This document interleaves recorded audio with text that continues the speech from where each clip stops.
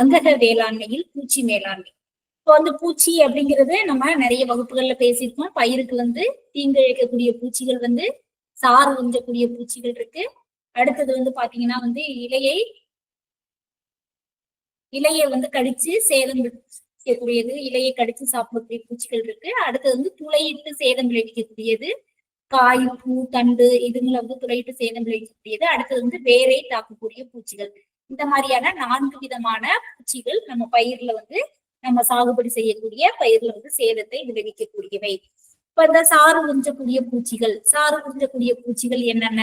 அசுவினி, இலைப்பேன், அடுத்தது பாத்தீங்கன்னா இந்த மாவு பூச்சி, வெள்ளையி, சுருள் வெள்ளையி, அடுத்தது பார்த்தோம்னா இன்னும் செதில் பூச்சி, அடுத்தது வந்து இந்த தத்து பூச்சிகள், அடுத்தது வந்து பாத்தீங்கன்னா வந்து நிறைய வந்து இந்த ஒரு மாதிரி வண்டு இனங்கள் சேர்ந்ததுதான். அதெல்லாம் வந்து பாத்தீங்கன்னா நமக்கு பயிர்ல வந்து நம்ம வந்து சாறு இலையில வந்து சாறை உறிஞ்சி நமக்கு வந்து அது வந்து சேதத்தை விளைவிக்கக்கூடியது. அடுத்தது வந்து இலையை திங்கக்கூடிய பூச்சிகள். இது வந்து பாத்தீங்கன்னா நிறைய வந்து இந்த புழு மாதிரியான பூச்சிகள் எல்லாமே வந்து பாத்தீங்கன்னா இலையை தின்னக்கூடியது. அதே சமயத்துல வந்து வண்டுகள், நம்ம முதல்ல சொன்ன சாறு ஊற்றக்கூடியதுல வந்து வண்டுகள் மாதிரியான அமைப்பு இருக்கக்கூடியது. பட் அது வந்து பாத்தீங்கன்னா வந்து அந்த வாயில வந்து பாத்தீங்கன்னா ஒரு ஊசி மாதிரியான ஒரு இது இருக்கும். இப்ப என்ன சொல்லலாம், நம்ம நெல்லுல கதிர்நாவாய் பூச்சி எல்லாம் சொல்றோம் இல்லையா, அதெல்லாம் பாக்குறதுக்கு ஒரு மாதிரி ஒரு வண்டு மாதிரி தெரியக்கூடியது. அது வந்து பாத்தீங்கன்னா சாரை ஊற்றக்கூடியது. அது இல்லாம இந்த வண்டுகள்லயே வந்து இலையை வந்து கடிச்சு சேதம் விளைவிக்கக்கூடிய வண்டு வந்து பாத்தீங்கன்னா இந்த வண்டுகள் இருக்கு.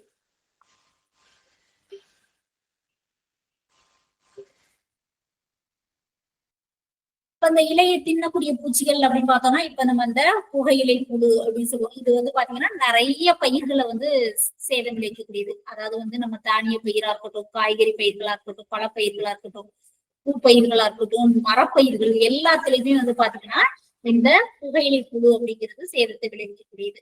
அடுத்தது வந்து பாத்தீங்கன்னா இந்த காவடி புழு. இது பாத்தீங்கன்னா வந்து நம்ம அந்த பேர்ல இருக்கு. இது வந்து பாத்தீங்கன்னா அந்த உடம்ப வந்து இழுத்து இழுத்து ஒரு மாதிரி வந்து காவடி மாதிரி தூக்கி தூக்கி அப்படி வச்சு போகக்கூடியதா இருக்கும். இது வந்து பாத்தீங்கன்னா இலையை கடிச்சு சேதம் விளைவிக்கக்கூடியது.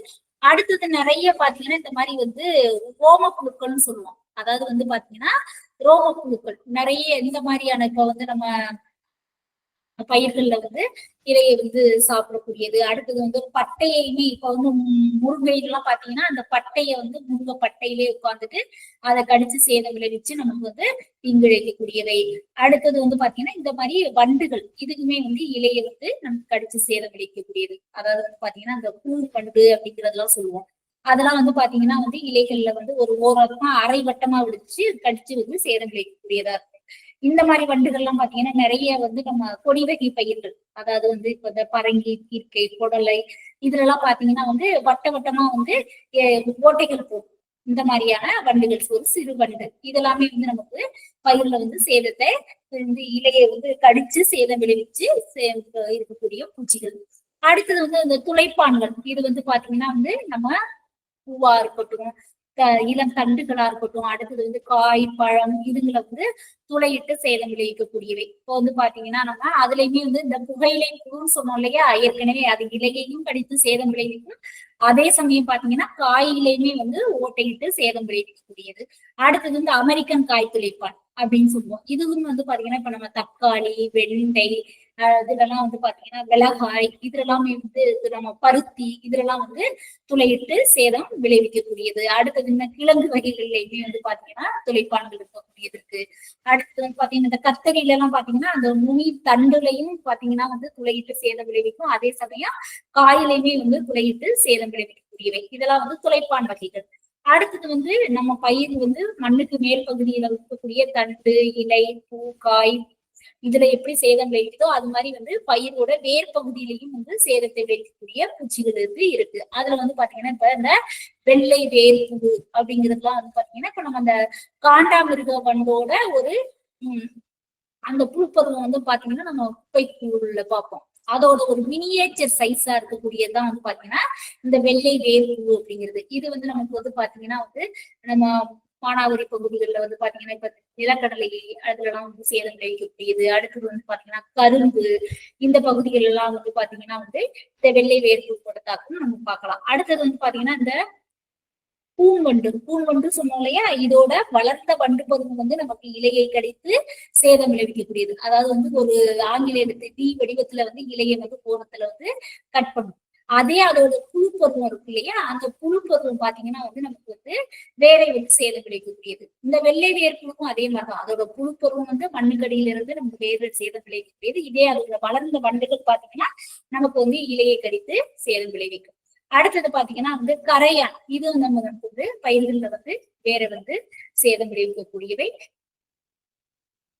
இப்ப வந்து உளவியல் முறைகள், அதாவது வந்து அங்கக முறையில என்ன மாதிரியான பூச்சி மேலாண்மை அப்படிங்கிறத இன்னைக்கு பார்ப்போம்னு சொல்றோம். இந்த அங்கக முறை பூச்சி மேலாண்மை அப்படிங்கிறது இன்றைய காலகட்டத்திற்கு ஒரு அவசியமானதான். அதே சமயம் இருக்கக்கூடிய மக்கள் தொகைக்கு ஏற்ப நம்ம வந்து உணவு உற்பத்தி அப்படிங்கிறதையும் நம்ம வந்து சாதனை அடையணும். அதே சமயம் வந்து நம்ம வந்து விளைபொருள்கள்ல வந்து அந்த பூச்சிக்கொல்லியோட எச்சத்தை தவிர்க்கிறதுக்கும் சுற்றுப்புற சூழலை வந்து நம்ம காக்குறதுக்கும் பயிர்கள்ல வந்து இருக்கக்கூடிய நன்மை செய்ய பூச்சிகளை வந்து காப்பதற்கும் நிறைய வந்து பாத்தீங்கன்னா இந்த ஒரு அங்கக முறை இதையும் வந்து நம்ம வந்து கடைபிடிக்கலாம். அதாவது வந்து அங்கக முறை அப்படிங்கிறது வந்து நம்ம வந்து ஒரு ரசாயன முறை மட்டும் தேர்வா இல்லாமல் வந்து ஒருங்கிணைந்த முறைகளை கடைபிடிக்கலாம். இல்ல வந்து விருப்பமுள்ள விவசாயிகள் நான் வந்து அங்கக முறையை மட்டும்தான் வந்து கடைபிடிக்கேன் அப்படின்னா இந்த மாதிரியான ரசாயனமற்ற நிறைய முறைகள் இருக்கு. இந்த முறைகளை வந்து நம்ம பயிர் சாகுபடியில பூச்சி மேலாண்மை செய்யறதுக்கு நம்ம கடைபிடிக்கலாம். அதுல என்னென்ன மாதிரியான முறைகள்? உழவியல் முறைகள். உழவியல் அப்படிங்கிறது பாத்தீங்கன்னா அதுல முதல்ல இருக்கக்கூடியது உழவு, கோடை உழவு. அடுத்து நம்ம ஒவ்வொன்றிலையும் என்ன மாதிரியான முறைகள் அப்படிங்கிறது பார்ப்போம். அடுத்து இயந்திர தொழில்நுட்பங்களை வச்சு நம்ம பண்ணலாம். உயிரியல் கட்டுப்பாட்டு முறைகள், அடுத்து தாவர பூச்சிக்கொல்லிகள், அங்கக பூச்சிக்கொல்லிகள், இந்த மாதிரி முறைகள் நம்ம வந்து கடைபிடிக்கலாம் பூச்சி மேலாண்மைக்கு. இப்ப இந்த உழவியல் முறை சொன்னோம் இல்லையா, அதுல வந்து என்ன மாதிரியான முறைகள்? ஒண்ணு வந்து பயிர் சுழற்சி. பயிர் சுழற்சியுமே நமக்கு வந்து பூச்சி மேலாண்மையில ஒரு முக்கிய அங்கம் வகுக்கக்கூடியது. தொடர்ந்து ஒரே பயிரை வந்து நம்ம சாகுபடி செய்யாம பயிர் சுழற்சி அப்படிங்கிறது அந்த கடைபிடிச்சோம் அப்படின்னா நம்ம சாகுபடி செய்யக்கூடிய பயிர்கள்ல வந்து பூச்சிகளோட தாக்கத்தை சற்று மட்டுப்படுத்தலாம். ஏன்னா வந்து தொடர்ந்து ஒரே பயிர் இருக்கும்போது அந்த பூச்சிகளுக்கு வந்து அதுக்கு பிடித்தமான உணவு வந்து தொடர்ந்து வந்து அதோட கிடைப்பு இருந்துகிட்டே இருக்கும்போது அதோட தலைமுறைகளோட எண்ணிக்கையே அதிகமாகும். அடுத்தது வந்து பாத்தீங்கன்னா அதோட தாக்கமும் நமக்கு அதிகமாகும். பயிர்ல மகசூல் அப்படிங்கிறது நமக்கு வந்து அதிக இழப்பை சந்திக்க நேரிடும். அப்ப வந்து நம்ம வந்து பயிர் சுழற்சி, இப்போ வந்து பாத்தீங்கன்னா வந்து ஒரு சிறுதானிய பயிர் போனோம் அப்படின்னா அடுத்தது வந்து ஒரு எண்ணெய் வித்து பயிர், அடுத்தது வந்து ஒரு பயிர் வகை பயிர், இல்ல ஒரு தோட்டக்கலை பயிர். இந்த மாதிரி வந்து நம்ம வந்து பயிர் சுழற்சி அப்படிங்கிறத நம்ம வந்து கடைபிடிக்கணும். அடுத்தது வந்து பாத்தீங்கன்னா ஆழமான கோடை உழவு. இது நம்ம நிறைய வகுப்புகள்ல சொல்லியிருக்கோம். பூச்சி மேலாண்மையில நிறைய வந்து இப்ப அந்து பூச்சிகள், அதாவது வந்து இப்ப நம்ம அந்த இலையை கடித்து சேதம் விளைவிக்கக்கூடிய புழுக்கள் பார்த்தோம் இல்லையா, அந்த புழுக்கள் வந்து பாத்தீங்கன்னா அடுத்த நிலை வந்து கூட்டுப்புழு பருவம் அப்படிங்கிற ஒரு பருவம் அடைஞ்சு அது வந்து மண்ணுல வந்து பெரும்பாலும் இருக்கக்கூடியது. அப்போ வந்து நம்ம அந்த ஆழமான கோடை உழவு செய்யும் போது அந்த கூட்டுப்புழுக்கள் வந்து வெளிக்கொணரப்பட்டு அந்த அதிகப்படியான வெப்பத்துல வந்து அதை இறக்க செய்யலாம். அல்லது வந்து நிறைய வந்து கோடை உழவு செய்யும் போது பாத்தீங்கன்னா வந்து பறவைகள் வந்து நம்ம ஆக்காமே வந்து அந்த வயல்கள்ல வந்து நம்ம நடமாடுறதை நம்ம பார்க்கலாம். அப்ப அந்த பறவைகள் வந்து பாத்தீங்கன்னா அந்த கூட்டுப்புழுவை வந்து கொத்தி திக்கிறதுக்கு நம்ம வந்து ஒரு வழிவகை செய்யலாம். அடுத்தது வந்து பாத்தீங்கன்னா வந்து அந்த கோடை உழவு அப்படிங்கிறது வந்து நமக்கு வந்து பூச்சி மேலாண்மைக்கு மட்டும் இல்ல, இன்னும் வந்து நிறைய வந்து கலை மேலாண்மைக்கும் நம்ம இது பண்ணிக்கலாம். அடுத்தது வந்து கோடையில பெய்யக்கூடிய மழை நீர் வந்து நல்லா ஊடுருவி நமக்கு வந்து செல்றதுக்கும் நம்ம வந்து எதுவா வந்து நம்ம அதை வந்து பயன்படுத்திக்கலாம். அடுத்தது வந்து பாத்தீங்கன்னா இந்த உழவியல் முறையில இப்போ இந்த ஒரு மண் அணைப்பு அப்படிங்கிறதே வந்து நமக்கு ஒரு பூச்சி மேலாண்மைக்கு இதா இருக்கும். அது எந்த பயிர்ல பாத்தீங்கன்னா இப்ப இந்த கரும்புல பாத்தீங்கன்னா நிறைய வந்து துளையிட்டு சேதம் விளைவிக்கக்கூடிய புழுக்கள் வந்து கரும்புல வந்து நமக்கு இருக்கு. அதுலயும் குறிப்பா வந்து பாத்தீங்கன்னா இந்த இளம் குருத்து புழு, அதாவது வந்து பயிர் வந்து ஒரு 45 ஒரு 60 நாள் வரைக்கும் உள்ள பயிர் பாத்தீங்கன்னா, இன்னும் வந்து சில இடங்கள்ல பாத்தீங்கன்னா 90 நாள் பயிர் வரைக்குமே பாத்தீங்கன்னா வந்து இந்த இளங்குருத்து புழுவோட தாக்கம் வந்து நம்ம பார்க்கலாம். அப்ப வந்து பாத்தீங்கன்னா அந்த பார்ல வந்து இருக்கக்கூடிய அந்த கீழே இருக்கக்கூடிய அந்த வெடிப்புகள் வழியாவே வந்து பாத்தீங்கன்னா இந்த புழுக்கள், இந்த இளங்குருத்தோட புழு வந்து உள்ள போய் அந்த பாத்தீங்கன்னா அந்த வரக்கூடிய குருத்து வந்து ஓட்டையிட்டு சேதம் நமக்கு வந்து அந்த குருத்து வந்து அழுக செஞ்சு காய வச்சிடும்.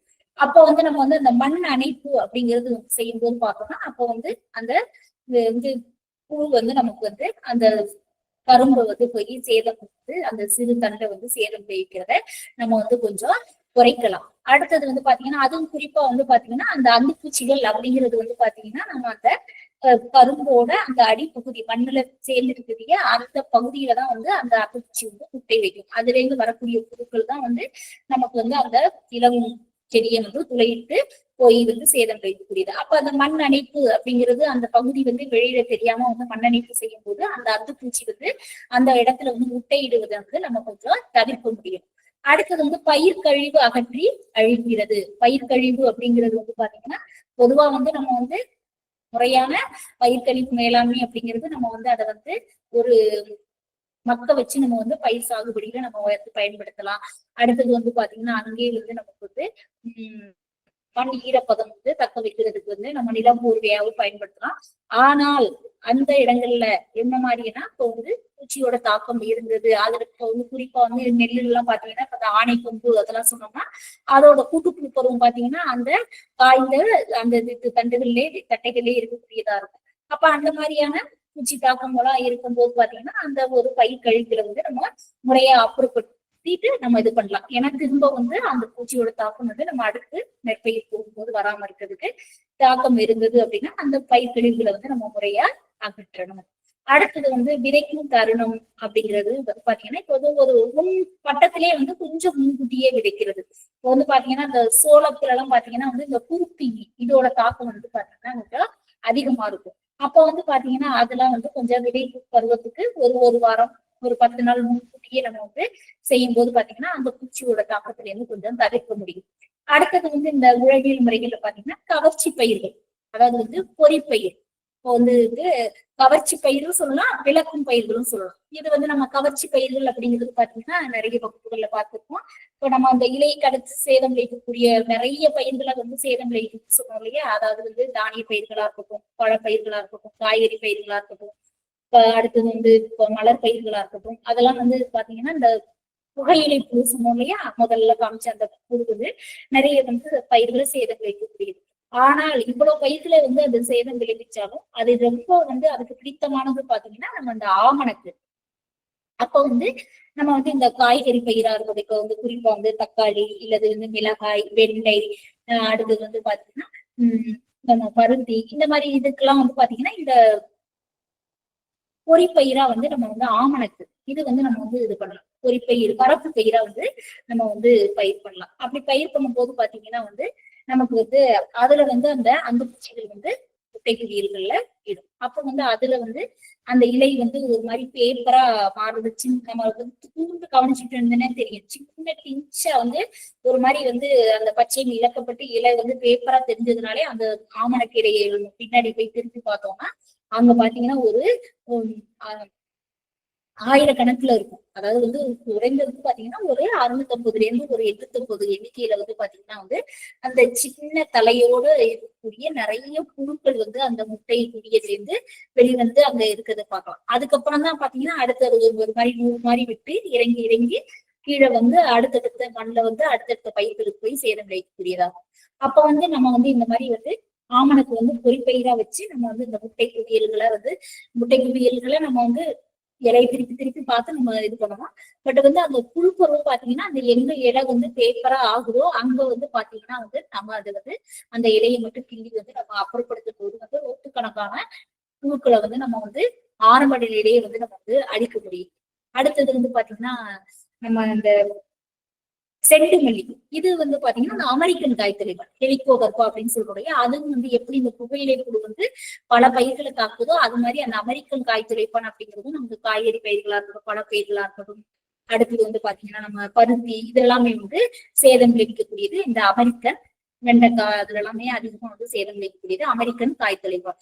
அப்ப அதுக்கு பாத்தீங்கன்னா இந்த செண்டுமல்லி இதை வந்து நம்ம வந்து வரப்பு பயிரா பொறிப்பயிரா வைக்கும் போது வந்து நம்ம வந்து அதுல வந்து அது வந்து கவரப்பட்டு முட்டை குவியல்ல வச்சு சேதம் விளைவிக்கும். அப்ப வந்து நம்ம வந்து பிரதான பயிர் வந்து கொஞ்சம் அதோட தாக்கத்துல இருந்து வந்து நமக்கு காக்கப்படும். அப்ப இந்த வரப்பு பயிர்கள் மட்டும் ஒரு பயிர் பாதுகாப்பு வந்து நம்ம வந்து எடுக்கலாம்.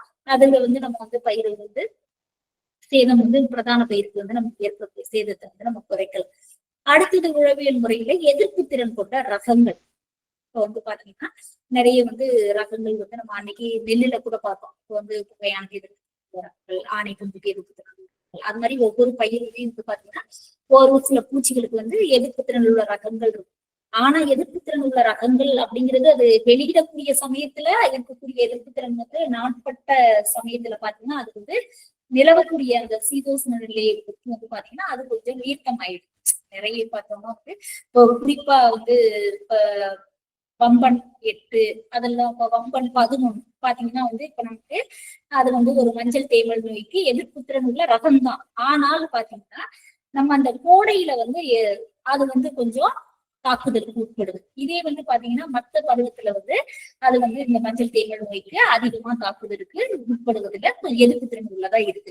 இப்ப இந்த எதிர்ப்பு திறன் உள்ள ரகங்களுமே நம்ம வந்து பருவத்துக்கு ஏற்றவாறு வந்து அந்த ரகங்களை வந்து நம்ம தேர்வு பண்ணி நம்ம பயன்படுத்தலாம். அடுத்தது உளவியல் முறையில சமச்சீரான சத்து நிர்வாகம். இதுல குறிப்பா நம்ம சொல்லக்கூடியது அதிகப்படியான தலைச்சத்து உரங்கள் இடுவதை நம்ம தவிர்க்கணும். அந்த மாதிரி அதிகப்படியான தலைச்சத்து கொடுக்கும்போது பாத்தீங்கன்னா நமக்கு வந்து அங்க வந்து பயிர் கருதுக்கு போகும். அதே சமயம் வந்து பாத்தீங்கன்னா அதுல வந்து அந்த சத்துக்கள் வந்து ஒரு மாதிரி நீர்த்தமாயிரும். தலைச்சத்து அதிகமா இருக்கும்போது பாத்தீங்கன்னா அப்போ வந்து பூச்சிகளோட தாக்கம் வந்து அதிகமா இருக்கும், சேதமும் அதிகமா இருக்கும். ஏன்னா அதுக்கு வந்து அந்த உணவு அப்படிங்கிறது அந்த வேட்கை வந்து அதிகமாவே இருக்கும். அந்த சத்துக்கள் வந்து நீர்த்தமாயி இருக்கும்போது இன்னும் நிறைய சாப்பிடணும் அப்படிங்கிற ஒரு இதுக்கு வந்து இருக்கக்கூடியதா இருக்கும். அப்ப வந்து நம்ம வந்து அந்த முறையான சத்து நிர்வாகம் அப்படிங்கிறது இருக்கக்கூடியதா இருக்கும். இப்ப அங்கக முறையில அப்படிங்கிறப்ப நம்ம வந்து அங்கக முறையில வந்து நமக்கு வந்து சத்துக்கள் கொடுக்கக்கூடிய அந்த வகையான இதுகளை வந்து நம்ம பயன்படுத்தலாம். அடுத்தது பலதரப்பட்ட பயிர்களை ஒன்றிணைத்தல். எப்படி வந்து பயிர் சுழற்சி வந்து ஒரு பயிருக்கு அப்புறம் அடுத்த பயிர் வந்து மாற்று பயிர் வந்து நம்ம வந்து போறோமோ அதே மாதிரி ஒரே சமயத்துல வந்து நம்ம வந்து பலதரப்பட்ட பயிர்களை வந்து ஒருங்கிணைக்கிறது. அது வந்து ஒரு முறையான வரிசைகள்ல வந்து இது பண்ணலாம், இல்ல வந்து கலப்பு பயிரா நம்ம வந்து பண்ணலாம். அந்த மாதிரி வந்து பண்ணும்போது தனி பயிரை காட்டுவோம். அந்த மாதிரி கலப்பு பயிர் இருக்கிறது வந்து பாத்தீங்கன்னா நமக்கு பூச்சிகளோட தாக்கம் சற்று குறைவாவே இருக்கும். பூச்சிகள் வந்து இருக்கு வந்து அதோட உணவு அந்த பயிர்களிலிருந்து வரக்கூடிய அந்த வாசனையை வச்சும் அதோட தோற்றத்தை வச்சு அந்த மாதிரி ஒரு சமிக்கைகளை வச்சுதான் தனக்கான உணவு பயிர் அப்படிங்கிறதே அது தேர்வு பண்ணக்கூடியதா இருக்கும். அப்போ வந்து ஒரு பலதரப்பட்ட பயிர்களை வந்து அங்க ஒருங்கிணைக்கும் போது அந்த ஒவ்வொரு பயிர்லேருந்து வரக்கூடிய ஆவியாகக்கூடிய அந்த சேர்மங்கள் வந்து காற்றில் கலந்து ஒரு கதம்பமான ஒரு வாசனை வந்து கொடுக்கும் போது அந்த பூச்சிகளுக்கே தன்னோட உணவு பயிரை தேர்வு பண்றதுல ஒரு சற்று குழப்பம் ஏற்படக்கூடியதா இருக்கும். அப்போ வந்து பாத்தீங்கன்னா அந்த குழப்பத்திலே வந்து தனக்கான பிரதான உணவு பயிர் இல்லாம மாற்று பயிர்ல கூட வந்து முட்டை குடியல்களை வைக்கும். அதுல வந்து முட்டை குடியல்கள் பொறிச்சு வந்தாலுமே அதுக்கு தேவையான அந்த சத்துக்கள் அது வந்து கிடைக்காது. அப்ப வந்து அது இந்த சந்ததி வந்து அவ்வளவு தூரம் வந்து ஒரு பலமா வந்து பெருகாது, பலவீனமாயி இருக்கக்கூடியதா இருக்கும். அடுத்தது வந்து பாத்தீங்கன்னா பயிர் அடர்த்தி. இது என்ன சொல்றோம், பயிர் இடைவெளி. இப்போ நம்ம ஒவ்வொரு பயிருக்குமே வந்து இப்போ மானாவரியிலன்னா இவ்வளவு வந்து இடைவெளி விடணும், இதே வந்து இரவையா இருந்தா இவ்வளவு இடைவெளி இருக்கணும். அப்ப அந்த பரிந்துரைக்கப்பட்ட பயிர் இடைவெளி அப்படிங்கறத நம்ம வந்து பராமரிக்கணும். அதுவும் வந்து நமக்கு வந்து பூச்சி மேலாண்மையில நமக்கு ஒரு கை இருக்கக்கூடியதா இருக்கும். இதுதான் வந்து உழவியல் முறை. இப்ப வாழ்விட மாற்றம் அப்படின்னா நிறைய வந்து கலைப்பயிர்கள், கலைச்செடிகள் இருக்கு இல்லையா, அந்த வயல்ல இருக்கக்கூடிய கலைச்செடிகள் கூட அதுக்கு ஒரு மாற்று உணவு பயிரா இருக்கும். அப்ப வந்து நம்ம அந்த மாதிரியான கலைச்செடிகள் எல்லாம் இருந்ததுன்னா நம்ம அப்புறப்படுத்தணும். குறிப்பா பாத்தீங்கன்னா வந்து நம்ம பருத்தி எடுத்துக்கிட்டோம்னா வந்து அந்த பருத்தி இப்பதே வயல் வரப்புகள்ல வந்து நம்ம ஒரு அதே குடும்பத்தை சேர்ந்த ஒரு வெண்டை வந்து நம்ம போடக்கூடாது. ஏன்னா இந்த பருத்தியை தாக்கக்கூடிய அத்தனை பூச்சிகளுமே வெண்டை பயிரையும் தாக்கக்கூடியது இருக்கு. அப்ப இது இல்லாம அதுல வந்து தன்னோட வாழ்க்கையை வந்து நடத்திட்டு இருக்கோம். அந்த பயிர் இல்லாதப்ப இதுக்கு மாறிக்கக்கூடியது இருக்கு. அதே மாதிரி களைச்செடி, துத்தி இதெல்லாம் பாத்தீங்கன்னா அது வந்து ஒரு பருத்தி குடும்பத்தை சேர்ந்ததுதான். துத்தி செடியெல்லாம் வந்து ஒரு களைச்செடியா வந்து அந்த வெண்டையை சுத்தியோ இல்ல பருத்தியை சுத்தியோ அந்த பருத்தி வயலையோ இருக்கும்போது பாத்தீங்கன்னா அப்ப வந்து அதுக்கான உணவு கிடப்பை அப்படிங்கிறது மாற்றி வந்து இருக்கக்கூடியதா இருக்கும். அப்ப வந்து அந்த மாதிரியான வந்து நம்ம மாற்று உணவு பயிர்கள் வந்து இருக்கிறத நம்ம வந்து தவிர்க்கணும். அடுத்தது வந்து இயந்திரவியல் கட்டுப்பாடு. இப்ப முதல்ல வந்து உழவியல் முறையில என்ன மாதிரியான நம்ம வந்து பூச்சி நிர்வாகம் பண்ணலாம் அப்படிங்கிறது பார்ப்போம். இப்ப அடுத்தது வந்து இயந்திர முறை. இயந்திர முறைனா என்ன, இயந்திரம் அப்படிங்கிறது இப்ப வந்து நம்மளால உருவாக்கப்பட்ட சில உபகரணங்கள்.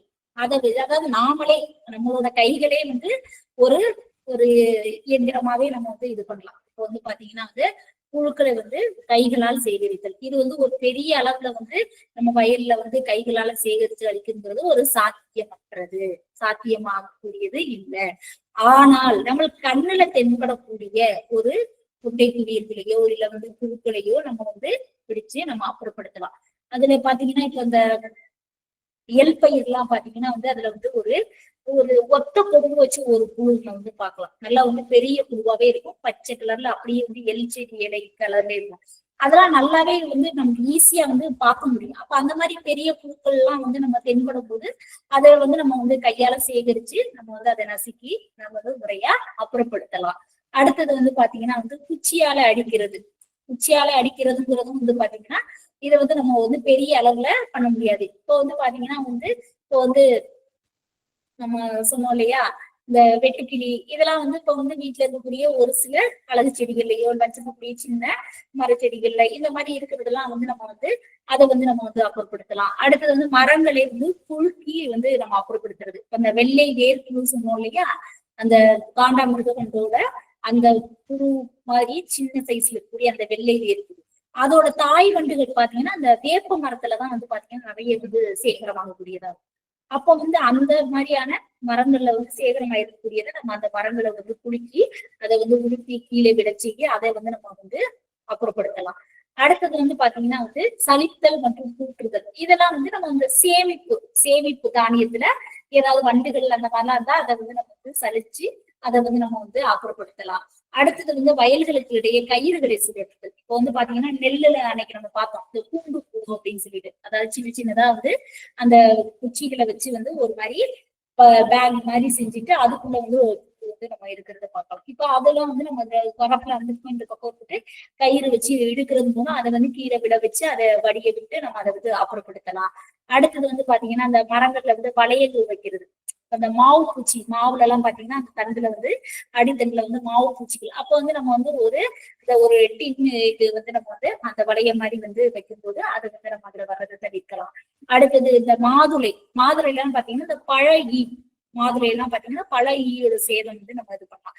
அப்ப அதுக்கெல்லாம் வந்து ஒரு டிஷ்யூ பேப்பரோ இல்ல வந்து ஒரு காட்டன் கிளாத்தோ இல்ல வந்து அந்த மாதிரி வச்சு ஒரு கவர் பண்ணி நம்ம வைக்கிறதுனால வந்து அந்த பழங்களை வந்து பழகி வந்து தாக்குறத நம்ம வந்து தவிர்க்கலாம்.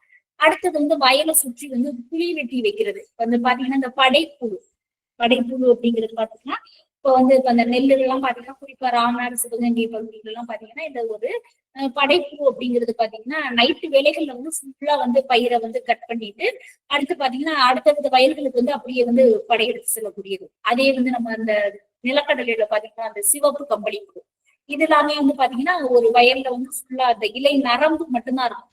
மாடு மேய்ஞ்ச மாதிரி ஃபுல்லா வந்து சாப்பிட்டு அடுத்தடுத்த வயலுக்கு வந்து அப்படியே கூட்டம் கூட்டமா அலையலையா வந்து அப்படின்னு வந்து போகக்கூடியதா இருக்கும். அப்ப அந்த நம்ம அந்த வயலை சுற்றி வந்து ஒரு பள்ளம் தோண்டி வச்சு அதுல வந்து ஒரு தண்ணீர் விட்டோ இல்ல ஒரு பள்ளம் தேங்கி வைக்கும்போது பாத்தீங்கன்னா அதுல வந்து கலெக்ட் ஆகும். அப்ப அதை வந்து நம்ம சேகரிச்சு நம்ம அப்புறப்படுத்தலாம்.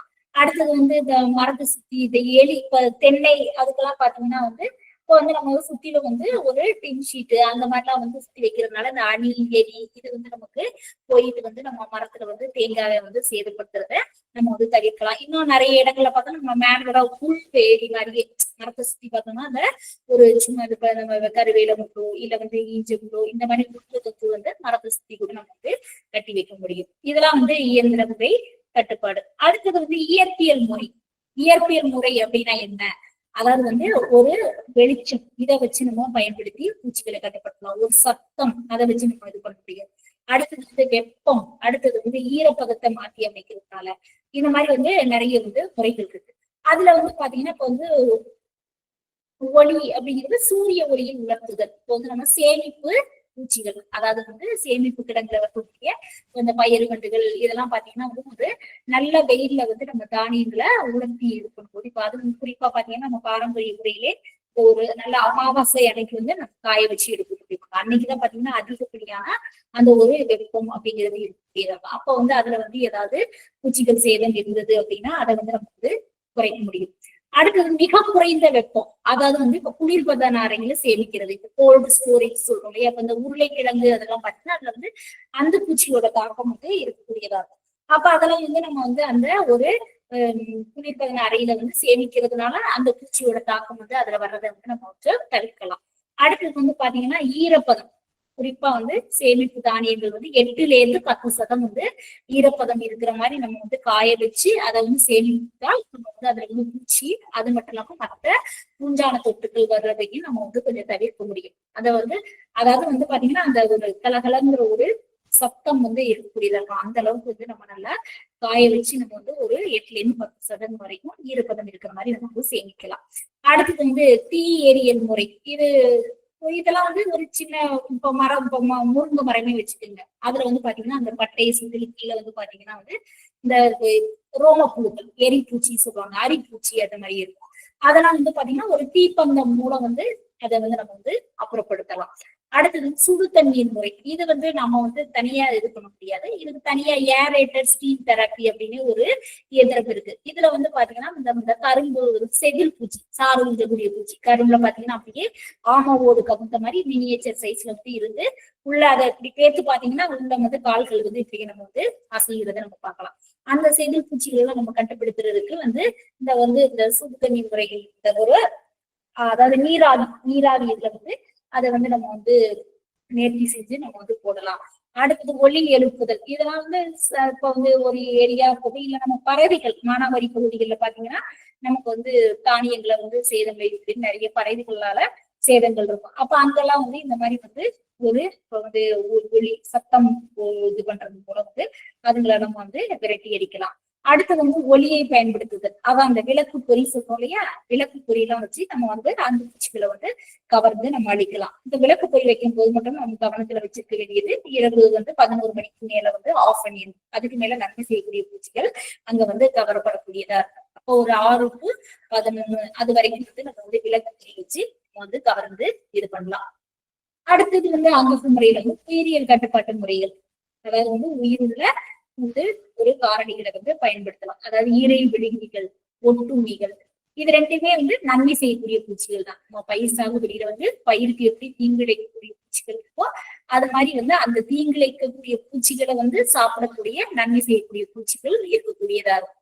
அது வந்து இறை விலங்கிகள் அப்படிங்கிறது பாத்தீங்கன்னா இது வந்து கொஞ்சம் பெரிய சைஸ்ல இருக்கக்கூடியது. இப்ப வந்து தட்டான், ஊசி தட்டான், பொறிவண்டு, நிறைய சிலந்தி இனங்கள், இப்ப வந்து பாத்தீங்கன்னா இந்த நீர் கொம்பு, வெட்டுக்கிளி, இதெல்லாமே வந்து பாத்தீங்கன்னா இறை விழுங்கிகள். அதாவது வந்து இறையை வந்து அப்படியே பிடிச்சு அப்பவே வந்து அப்படியே விழுங்கி சாப்பிடக்கூடியவை இறை விழுங்கிகள். பொதுவா வந்து அந்த பூச்சிகளை விட இதை வந்து உருவத்துல வந்து பெருசா இருக்கும். அதாவது நம்ம பயிரை தீங்கு விளைவிக்கக்கூடிய பூச்சிகளை விட இது வந்து உருவத்துல பெருசா இருக்கக்கூடியவை, சிறுசிறுப்பாக இயங்கக்கூடியவை. இது வந்து பாத்தீங்கன்னா நமக்கு அந்த நன்மை செய்யக்கூடிய பூச்சிகள் வந்து தீங்கு விளைவிக்கக்கூடிய பூச்சிகளை பிடிச்சு சாப்பிடக்கூடியவை. ஒட்டுண்ணிகள் இது வந்து ரொம்ப சின்ன சைஸ்ல இருக்கக்கூடியது. நிறைய இது வந்து நம்ம கண்ணுக்கு அவ்வளவா வந்து தெரியக்கூடியதா இருக்காது. பாத்தீங்கன்னா நம்ம மைக்ரோஸ்கோப்ல பார்க்கக்கூடியதாகவும் இருக்கும். பட் ஒரு எறும்பு மாதிரி இருக்கு பார்க்கணும். அது இன்னும் டீட்டெயிலா நம்ம பார்க்கும்போதுதான் அது வந்து ஒட்டுண்ணி அப்படிங்கிறதே நம்ம வந்து தெரிய வரும். இப்ப அது இதுலதான் இந்த நம்ம ட்ரைகோகிராம், கைடோனிக்ஸ், ஜப்பானிக்கம், இந்த டெட்ராஸ்டிகஸ் இந்த மாதிரி நிறைய ஒட்டுண்ணிகள் இருக்கு. இந்த ஒட்டுண்ணிகளையும் நம்ம வந்து பயன்படுத்தலாம். இந்த ஒட்டுண்ணிகள் அப்படிங்கிறது இறைவிலங்குகள் மாதிரி அப்படியே வந்து இறையை பிடிச்சு சாப்பிடாது. அதை வந்து சார்ந்து வாழ்ந்து அந்த பூச்சியை வந்து அழிக்கக்கூடியது. இப்போ முட்டை ஒட்டுண்ணி அப்படின்னா வந்து முட்டையை தாக்கி அந்த முட்டையிலிருந்து தீமை செய்யக்கூடிய புழு வந்து வெளிவராம அதை வந்து தடுக்கக்கூடியது. அதே புழு ஒட்டுண்ணிகள் இருக்கு, கூட்டுப்புழு ஒட்டுண்ணிகள் இருக்கு. இந்த மாதிரி வந்து ஒட்டுண்ணிகள் நம்ம பயன்படுத்தலாம். அடுத்தது நோய் கிருமிகள். அதாவது வந்து தீமை செய்யக்கூடிய பூச்சிகளுக்கு நோயை விளைவிக்கக்கூடிய கிருமிகள். அதாவது வந்து வைரஸ் கிருமிகளும் இருக்கு, பாக்டீரியா கிருமிகள் இருக்கு, பூஞ்சான கிருமிகளும் இருக்கு. இப்ப வைரஸ் கிருமிகள் அப்படின்னு பார்த்தோம்னா இப்போ வந்து நம்ம இந்த என்பிவி எல்லாம் சொல்றோம் இல்லையா, இதெல்லாம் வந்து அடுத்தது வந்து கிரானுலோசஸ் வைரஸ் சொல்லுவோம். இதெல்லாம் வந்து வைரஸ் கிருமிகள். இது வந்து நம்ம வந்து தெளிவு செய்யும் போது அந்த தீங்கிழைக்கக்கூடிய பூச்சிகளுக்கு நோயை பண்ணி அந்த பூச்சிகளை வந்து இறக்கடிக்க செய்யவை. அதே வந்து பூஞ்சான கிருமிகள் அப்படின்னு பார்த்தோம்னா இப்ப இந்த மெட்டாரைசியம், பிவேரியா இதெல்லாம் சொல்றோம் இல்லையா, இதெல்லாம் வந்து பூஞ்சான நோய் கிருமிகள். இது வந்து நம்ம தெளிப்பு செய்யும் போது அந்த பூச்சிகளுக்கு வந்து நோயை வந்து விளைவிக்கக்கூடியது. அடுத்தது வந்து பாத்தீங்கன்னா வந்து பாக்டீரியா, அந்த பிடி சொல்றோம் இல்லையா, பேசிலஸ் துரிஞ்சியன்சிஸ், இதெல்லாமே வந்து ஒரு பாக்டீரியா கிருமிகள். இது வந்து நமக்கு வந்து பயிரை தாக்கக்கூடிய பூச்சிகளுக்கு வந்து நோயை விளைவிக்கக்கூடியவை. அடுத்தது வந்து தாவர பூச்சிக்கொல்லிகள். இதுல வந்து நம்ம வந்து வேம்பு, துக்கம், இழுப்பை இந்த மாதிரி இது எல்லாமே வந்து நம்ம வந்து தாவர பூச்சிகளுக்கு நம்ம வந்து பயன்படுத்தலாம். அதாவது வேப்ப எண்ணெய் 2 3 சதம், இலுப்பை, துக்கம் இதெல்லாம் வந்து 2 to 3 சதம் எண்ணெய் வந்து நம்ம வந்து பயன்படுத்தலாம். அடுத்தது வந்து வேப்பங்கொட்டை பருப்பு சாறு வந்து 5 சதம் வேப்பங்கொட்டை சாறு பயன்படுத்தலாம். இதெல்லாமே வந்து நம்ம பயிர் சாகுபடியில அங்கக முறையில பூச்சி மேலாண்மை செய்யறதுக்கு நம்ம பயன்படுத்தலாம். இப்போ வந்து தாவர பூச்சிக்கொல்லிகள் நம்ம வேம்பு, நொச்சி, எருக்கு, காடதோட தும்பை, சோத்துக்கத்தாழை, குங்குமம், சீத்தாப்பழ இலை, இது கொட்டை இதெல்லாமே வந்து நம்ம வந்து பயன்படுத்தலாம். இப்போ இந்த வேப்பங்கொட்டை சாறு